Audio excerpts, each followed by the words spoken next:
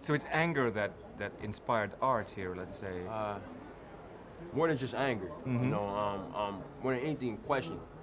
Like a question that I didn't understand, like how this could happen here, in the Bay Area where I'm from, and why do things like this continue to happen? That was really what inspired it.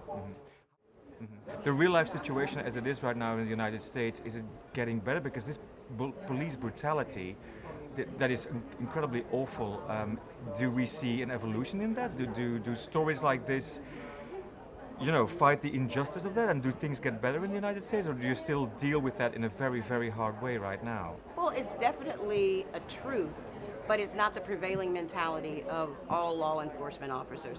90%, 99.9% of men and women in uniform do their jobs to the best of their ability without prejudice. But that 1%, that's where these incidents occur, and that's what we're trying to affect. That 1% is in my belief. What do you think, Ryan?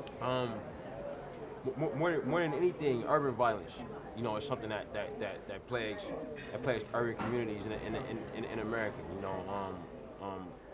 And not just police brutality, but also urban conflict, black on black crime, gang warfare. It's alive in all of these places, and that was something that touched Oscar's life as well.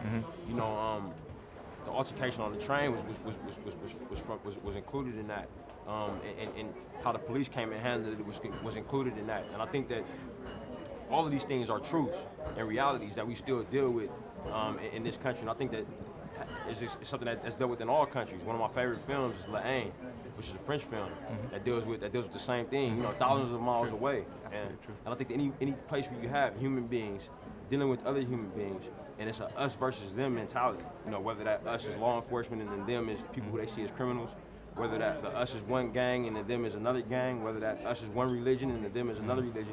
Anytime you have that mentality, there's a dehumanization that happens to the other side. And the conflict there is, the fact that you're not treating this person like a human being. You know what I mean? That's where the problem is.